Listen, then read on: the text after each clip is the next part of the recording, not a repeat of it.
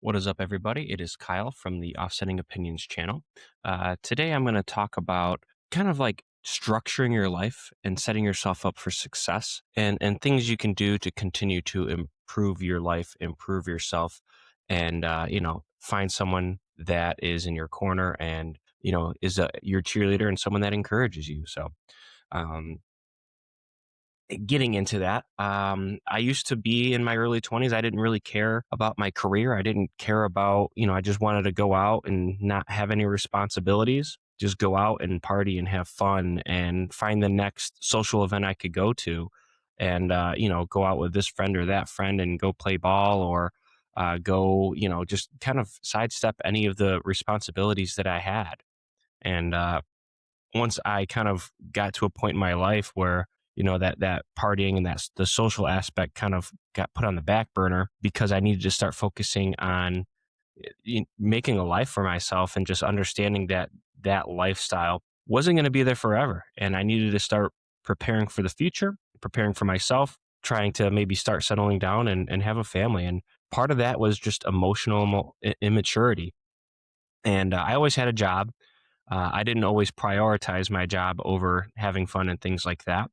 And I can understand how having that mindset impacts people, and how that mindset can damage your future if you're constantly just if a friend is encouraging you to take the day off of work and go to this concert or go watch this movie or whatever the situation is, if you're prioritizing fun over your job and self growth, you're never going to get anywhere in life. And it took me a while to understand that.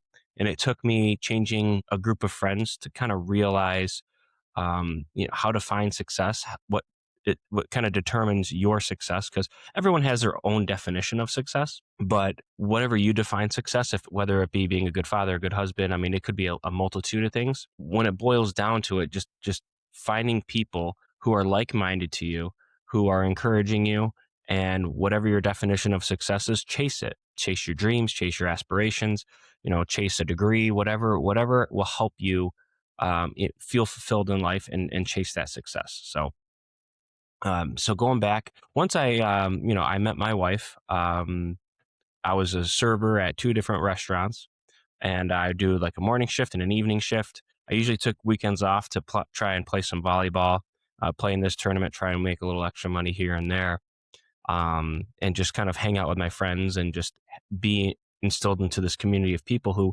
already knew what success was. They had 9 to 5s. They were doing their jobs, Monday through Friday. And then there's me, who I had a double dip just to make ends meet as a server. And then on the weekends, I made sure I had some free time. And I didn't always have weekends off, but I tried to make it priority too. And then once I met my wife and I, wanted to start having a future for myself, me and my wife, when we first got together, we were dead broke. Between the two of us, we didn't really have much we couldn't scrape two nickels together. And a lot of that had to do with my lifestyle. And, she's been on her own since a certain age too. And we just didn't have the funds to do some of those extracurriculars and find a house and settle down and do things the right way. And it took us about 3-4 years to build a decent enough foundation for us to, we got our own apartment. And then, we both had, our own vehicles. And then we were just slowly building a foundation together. And what made me want to, change I got a new job.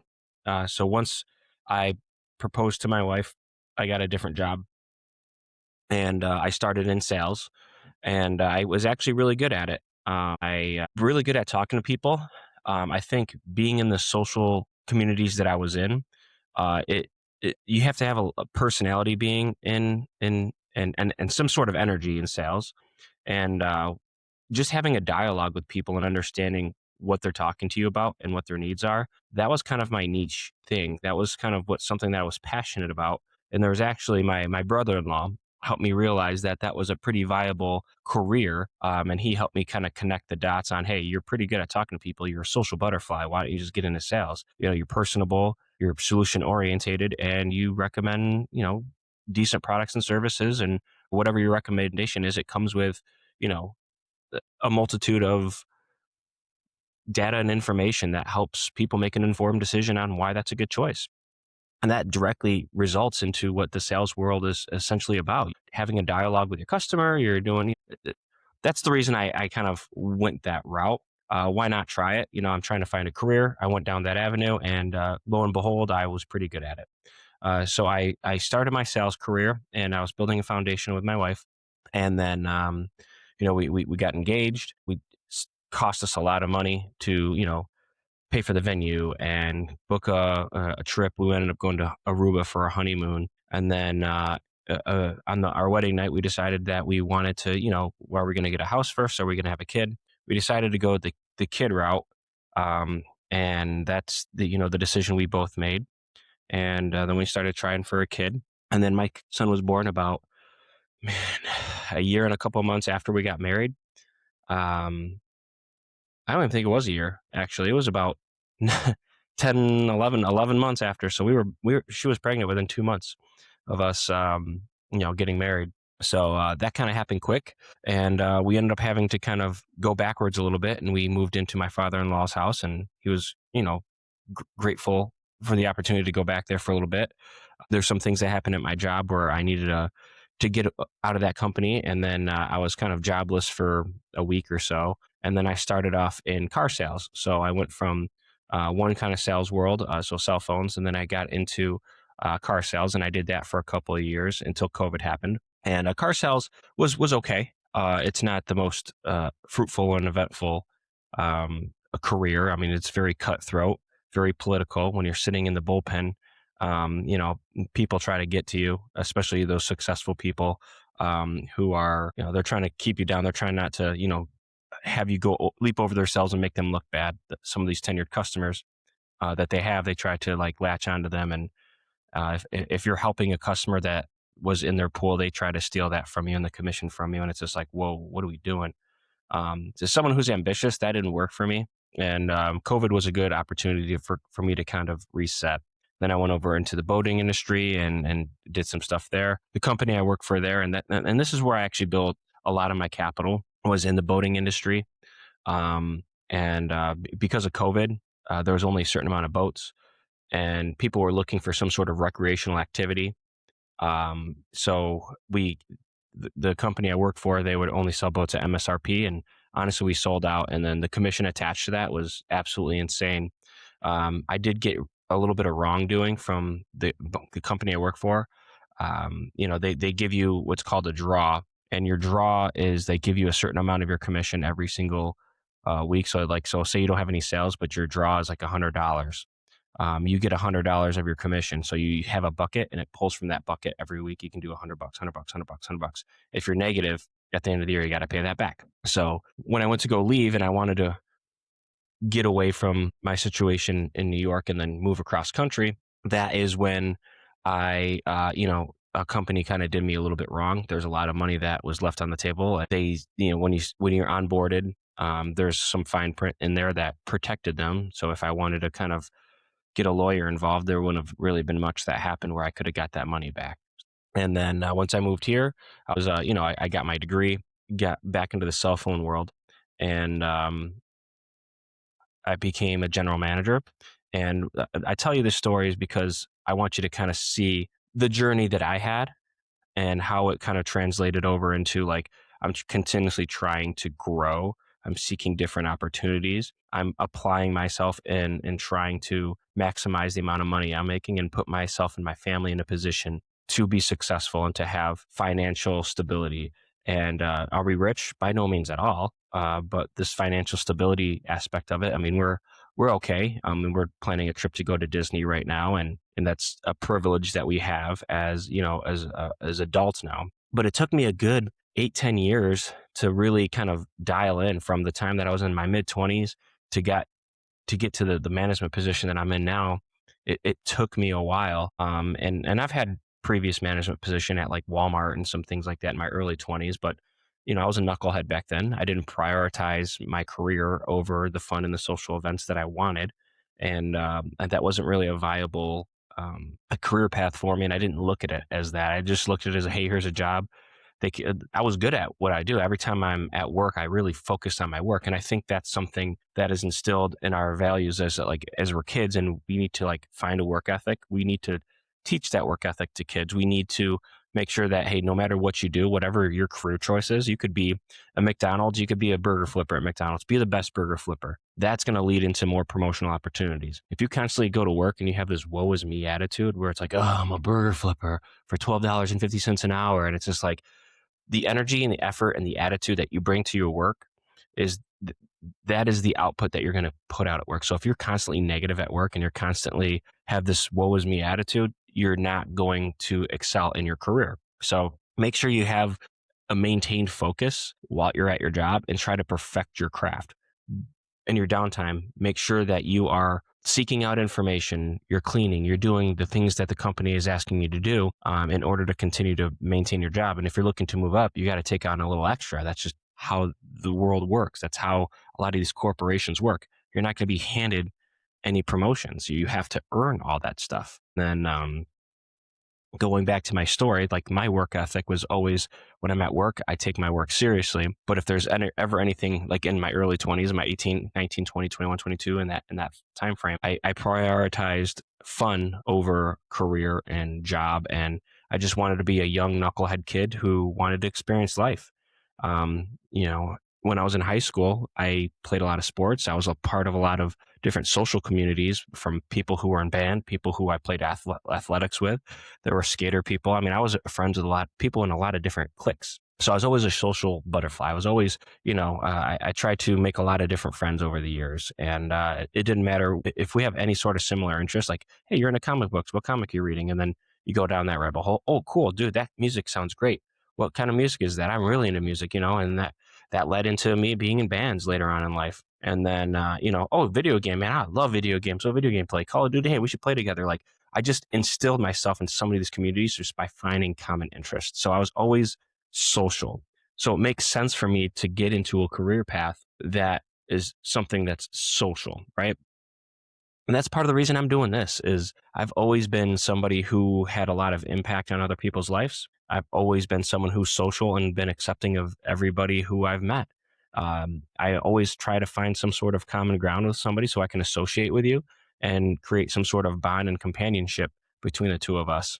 And that's not to say you shouldn't have your guard up when you meet people. Some people might have ill intentions. Some people might not be the best parts of society. And you need to keep your guard up and be reserved about inviting people into your space. You can have some sort of companionship with them when, hey, we have similar interests. And then once you kind of get to know them a little bit more intimately, you can kind of determine, is this person going to be who I want to be in my circle? Is this person going to want to do what's best for me? Because a lot of times, some of the people we meet at first, they might be good people to start, but then they start encouraging negative behaviors. Then they start encouraging you to call into work and maybe, hey, whatever the situation is. I'm sure I can think of other negative behaviors, but just for the sake of argument, I'm going to keep it moving. And those are the people you need to watch yourself with. I mean, you might have similar interest in one aspect of it, but they could have a plethora of other things that they do that might impact the way that you see the world, the impact that you have on, your self-growth. And if they're dragging you down with them, if they're a negative person and they're trying to constantly drag you down with them, that's not someone you should have in your corner. You should be looking for people who are trying to empower you. You should be looking for people who want you to succeed, who encourage you, be like, dude, why are you hanging out with these people? These people over here, they're toxic. They're going to drag you down. They're trying to tell you to call in. Like, you should be going to work. You should be trying to build your self-worth and, take feedback, take criticism while you're at work, try to excel, build a career, build your skill set so you can have more value the next time you apply for a promotion or look for a different company to work for, whatever the situation is. And then do you think a lot of these companies, when you're there, if you're constantly calling in all the time, if you are, if you're not doing your job, if you're in sales and you're not hitting your numbers, you're constantly in the bottom, you can kind of go down the list of if you have negative behaviors, if you're not trying to grow, if you're not listening to feedback and you're just dismissing anything, you're just there to collect a paycheck, you're not going to excel in your career. You're not going to be successful. You're not going to find a path for you to have whatever your definition of success is. So, and then going over to once you find success is now I'm trying to help other people build success and find success within themselves. Like I'm the person that I've always looked for. Those people who I'm looking for people to help me grow in my career. I'm looking for people who to guide me to how I want to be successful. And you have some attributes that I'm looking for. Teach me the ways that you've been successful, what led you to that success, and let me know what I'm doing wrong and how I can get there. Now I'm trying to kind of pay it forward. I try to help my employees. I try to guide them. I'm trying to, anybody within my communities who ask for any sort of wisdom from me, I try to provide that. I really want to make sure that I am having dialogues with people who seek the information. But the thing is, when you put a lot of your time and effort into trying to change people and they don't want to change, you're misplacing your time and effort. I mean, when it's part of your job, say you're a manager and you got to grow someone's skill set, it's kind of your job to do that. And after a certain amount of time, you just got to cut them loose because they're just not looking to grow within themselves. And on the flip side of that, if someone gravitates toward you and they're seeking that guidance, there are people out there that might be like, yeah, teach me everything. And then it's in one ear out the other. And those are the people, I don't say they're manipulative, but they try to play you a little bit to be like, hey, I'm trying. And then they try to build some bond and some companionship with you so they can get some sympathy when it comes to accountability. And then the third person is the person that seeks guidance, applies the guidance that you're giving them. And then, they continue to grow their skill set and grow in their career as well. Basically you have three different kinds of people. You have the person who is just there to collect a paycheck. You have the person who tells you what you want to hear. Maybe they might be manipulating you just to kind of sit in their chair a little bit longer. And then you have the other, be the third person, be this person, be the person that seeks feedback, be the person that applies that feedback directly the next time you have that opportunity, and seek out ways to get better. It's all about grow your skill set, grow your self-worth, and then have that company vouch for you. And the company I work for, when you go to terminate, when you go to terminate someone, they ask, is this someone that we would rehire? Is this person rehireable? And if you select no, they're going to ask for some reasons why. They're going to make sure that there's a log of things there to kind of go through with that. And if that person puts a 2-week in, that other job isn't working out and they want to go back to our job, I can promise you they're going to be like, nope, you're good. Have a good life. Or come back to us in 5 years when you've grown your skill set and you've proven yourself a little bit more. It's because they know that headache. They don't want to deal with that headache. And I don't try to make sure people aren't when you go through those motions and it asks you those questions, I try to be honest because at the end of the day, there's no feelings in business. I know a lot of people look at things from their own lens and, oh, this company, they don't treat me fairly. They try to have they feel like they're a victim at their job. And a lot of times you can't have the business doesn't have feelings towards you. They have feelings towards success. Are you helping that company succeed? And if you're not, they're going to look to get rid of you. They're going to look to move on to the next person who wants to come in, make an impact and grow. So if you're looking for success, especially career success, you need to start taking your job seriously. It doesn't matter if you're detailing a car, if you're a burger flipper, if you're a restaurant worker, if you're in sales, if you're CEO of a company, you have to apply yourself. And the way that you're going to continue to grow in your career and your skill set is by taking the feedback that's given to you, apply it, and make the changes necessary to continue to grow, to make more money, to give yourself more worth. And when those raises come, you have a solid argument on how you can, hey, I've done this, and this. I think I'm worth a little bit more than a quarter an hour this year. Come on, let's reevaluate that. So, but that's what I wanted to talk about today. Again, I'm trying to sidestep politics. I'm trying to give people guidance and maybe share some of my stories. And, I might not have everything figured out, but I feel like I'm on my way. And where I'm at in my life right now is just, I don't want to say coasting. I'm focused on my career. I'm focused on trying to reach out to people who are like-minded, find a community of people who, this is my side gig. This is my itch to try and, put some good back out in the world, call out behaviors in politics, maybe have some fun with some, videos on movies and video games and things like that. And this is kind of my side hustle. But when I am not here at home and I'm focused on my work, I am 100% trying to find different avenues to make myself better, to give myself that other opportunity. And then the second I'm out of work and I'm home and I have the ability to focus on this, I try to make the most of that situation as well. I put a lot of time and effort into t- researching some of the topics I want to talk about, sharing some of my stories and how that associates with it. And then, I put a huge focus on whatever I'm doing. The one of my favorite sayings from is from a show called Parks and Rec.